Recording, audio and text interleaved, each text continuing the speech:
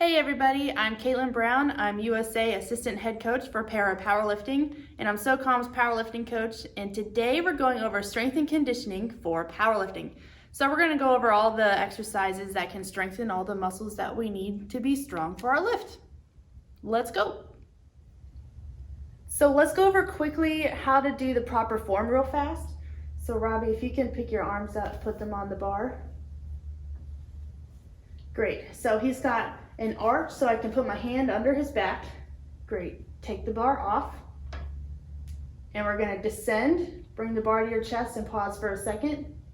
And then press up and rack. To keep it simple, I won't go over too many of the muscle names that we use. If you're like me, hearing splenius capitis doesn't quite register the first time you hear it. So, aside from the chest muscles being worked, we're also going to work some of your shoulders, your delts, and spin around, and also your triceps. So while we're back here, I want to explain the importance of strengthening those back muscles as well. So Robbie, you're going to pull your shoulders back as if you were bringing the bench or bring the bar down, whatever. So you see his scapulas have kind of moved together here. When the bar is heavy, it's really going to put a lot of stress on his back because he's trying so hard to keep stable and steady. So if we can keep this strong and tight, it'll prevent the bar from moving too much. So in competition, if there's too much movement, it'll be considered a no lift. So let's talk about how to create a program. So one thing that's really important, I really want you guys to remember, is that you want to start with those bigger muscle groups first. So that's really going to be more of the trunk and the legs, then you go outward. So the reason for this is you don't want to cause that premature fatigue when you're doing an exercise.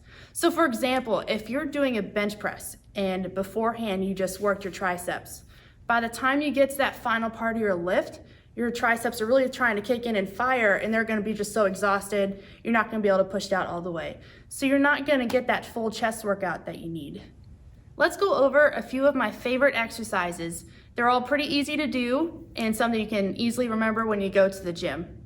So some chest exercises that you can do aside from the bench press that you're going to end up doing 2 to 3 times a week are going to be some dumbbell presses you can do on an incline, decline, or flat bench, floor presses, any type of machine press, whether it's sitting straight up, laying flat, or incline bench, and also some machine or dumbbell flies.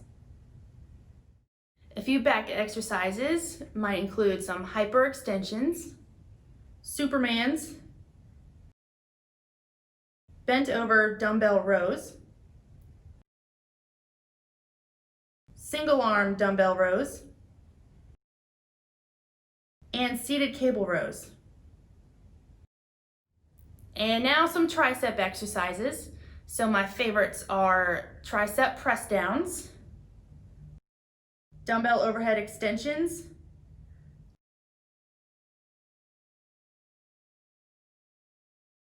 close grip benches, and dips. I understand some of us are limited to where we can exercise right now.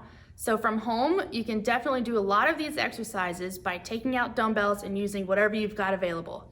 So some of my go-tos at home are gonna be those water bottles, rubber bands, or even the water jugs.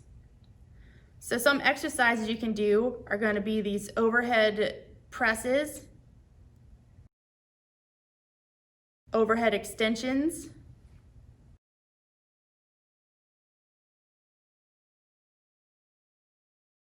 bent over rows,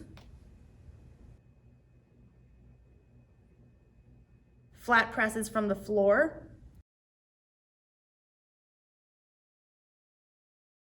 even laying down on the floor and using some cushions underneath your back. This would give you some better range of motion. And even putting 2 benches or 2 chairs together to make a similar competition bench. You can also use a curtain rod to practice proper form. This is the wall routine. It's one of my favorite warm-ups to do. It's an excellent shoulder workout, and it does really well for your posture. So you're gonna just sit against a wall. You want your butt, your shoulder blades, and the back of your head against the wall. and then you're gonna place the backs of your hands against the wall as well. So while you're doing these series of movements, you're gonna be squeezing your shoulder blades together and then just pressing the backs of your hands against the wall the whole time. So the first exercise in this series, we're gonna have the backs of our hands against the wall, kind of at the baseboard, pressing against the wall 10 times, and then we're gonna go straight out, 10 more, and then slightly above your head. Great. And then we're gonna just get our elbows against the wall, and we're just gonna press against the wall like that. And then this one is really uncomfortable, but trust me, it's gonna be worth it. You're gonna rotate your arms up and down 10 times. It's really easy. All right, and then one of my all-time favorites, the snow angels. So you're gonna just press the whole time against the wall. All right, now we're gonna alternate. Good. Okay, and then an overhead press. This is gonna be difficult as well when you get to the top, so it's okay if your hands come off the wall. But of course, the goal is to keep it against the wall the whole time. All right, and then we're gonna have our palms facing up, and then both arms going straight up above your head, and tap the wall and press against it when you're at the top. All right, and then we're gonna just alternate our arms. See, that wasn't so painful, right? It was great. These exercises were to the point and excellent at strengthening your bench. Thank you so much for watching. My name is Caitlin Brown. I'm assistant head coach for USA Para Powerlifting, and I'm SOCOM's powerlifting coach. And today we went over strength and conditioning for powerlifting. I'll see you guys soon.